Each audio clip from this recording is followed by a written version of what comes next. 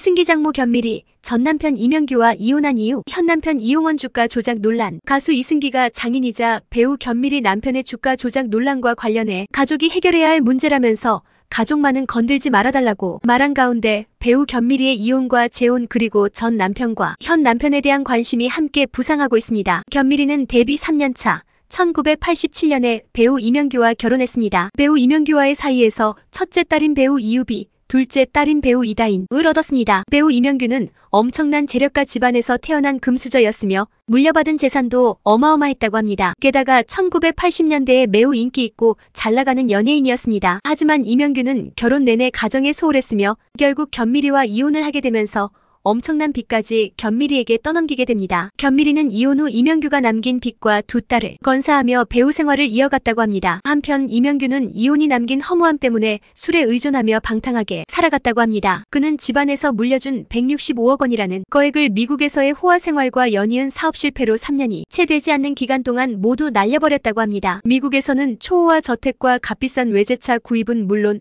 술 파티 등의 방탕한 생활로 유명했다고 합니다. 일례로 그가 구입한 주택은 산타모니카의 방 16개짜리 대저택이었고 매주 1,000만 원 이상을 술 파티에 쏟아부었다고 합니다. 특히 그는 수많은 불법 행위들을 저질러 현재 전과 구범으로 알려져 있는데요. 가짜약을 판매한 사기 전과도 있으며 카페에서 종업원을 성폭행하려는 상해를 입혀 구속되기도 했습니다. 이후 연이은 사기, 폭행 혐의로 체포 및 구속되었으며 현재는 한 교회의 도움을 받아 원룸에서 살고 있다고 전해지고 있습니다. 견밀이 현재 남편 이용원 누구 첫 번째 남편인 이명규와 이혼한 견밀이는 친오빠의 소개로 사업가 이용원과 결혼하게 됩니다. 이혼 이후 힘들어하는 견밀이를 옆에서 물심양면으로 위로하고 도와주었던 이용원은 결국 견밀이의 마음을 얻어내게 되었고 결국 두 사람은 결혼에 성공하게 됩니다. 후에 견밀이는 한 인터뷰를 통해서 이용원 씨와의 결혼을 결심을 이유를 다음과 같이 대답했습니다. 이용원 씨의 검소하고 성실한 모습에 반했다고 합니다. 견밀이는 이용원과의 사이에서 막내인 아들 이기백 씨를 얻습니다. 즉 가족관계는 현 남편 이용원, 장녀 이유비, 차녀 이다인, 막내 이기백으로 정리할 수 있습니다. 한편 사업가 이용원 씨는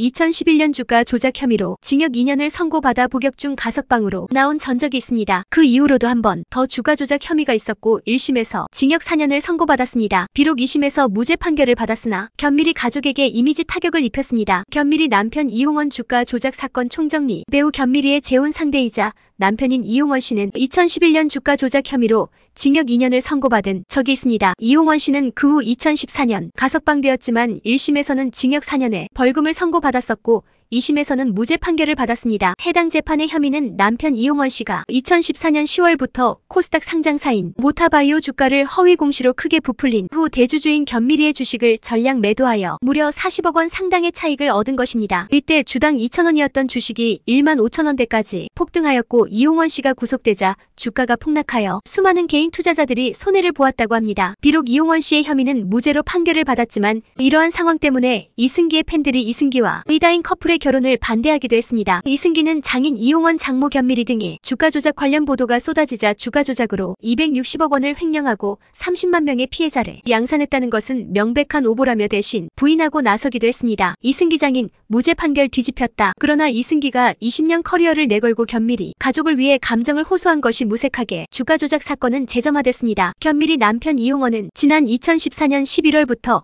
2016년 2월 한 코스닥 상장사를 운영하며 견밀이와 중국계 자본이 회사 유상증자에 참여한다는 등 호재성 내용을 허위로 공시해 주가를 인위적으로 부풀린 뒤 유상증자로 받은 주식을 매각해 23억 7천만여 원의 차익을 챙긴 혐의로 재판에 넘겨졌습니다. 대법원 3부는 자본시장과 금융투자업에 관한 법률 위반 혐의로 기소된 A씨 등에 대해 상고심에서 무죄를 선고한 원심을 파기하고 사건을 서울고법으로 돌려보냈습니다. 재판부는 일부 공시 내용이 투자자에게 손해를 줄 수 있는 부정행위에 해당한다고 판단했습니다. 이승기 장인 판결 뒤집힌 이후 김씨와 견밀이가 비사 신주를 취득해 보유 비율을 올렸다는 내용의 공시는 견밀이의 취득자금 약 6억 원 중 2억 5천만 원이 차입금인데도 이를 구분하지 않고 전부 자기 자금으로 기재했다라는 점을 문제 삼았습니다. 김씨와 견밀이가 수년간 손실을 보다 거듭 유상증자를 추진하던 비사주식 보유 비율을 경영권 영향 목적이 있다라며 몇 달째 늘리던 상황이었으므로 신주 취득자금이 자기 자금인지 여부 등은 투자자가 비사주식을 거래할지 판단하는데 꼭 필요하다고 봤습니다. 또 공시가 되면 회사 최대 주주인 경영진이 자기 자금으로 필요 자금을 공급할 여력이 있다는 등의 인식을 주어 주가를 부양하거나 주가 하락을 방지하는 효과가 발생할 수 있다라며 중요 사항을 거짓 기재에 이익을 얻고자 한 행위에 해당한다라고 판단했습니다. 지적했습니다. 두 사람이 각각 15억 원의 전환사채를 취득하면서 차입금이 아닌 자기 자금으로 자금을 조달했다고 공시한 것 역시 경영진이 자기 재산을 회사 위기 극복과 성장에 사용할 의사와 능력을 가지고 있는 것처럼 투자자들이 받아들일 것이라며 거짓 기재에 해당한다고 지적했습니다. 중국 회사를 통한 유상증자 참여가 확정되지 않고 중국 투자자들에게 주식을 저가에 넘기기로 한 사실을 알리지 않은 것은 투자자들이 잘못된 판단에 하게 하거나 선의의 투자자에게 손해를 전가할 위험이 있다라고 본 것입니다.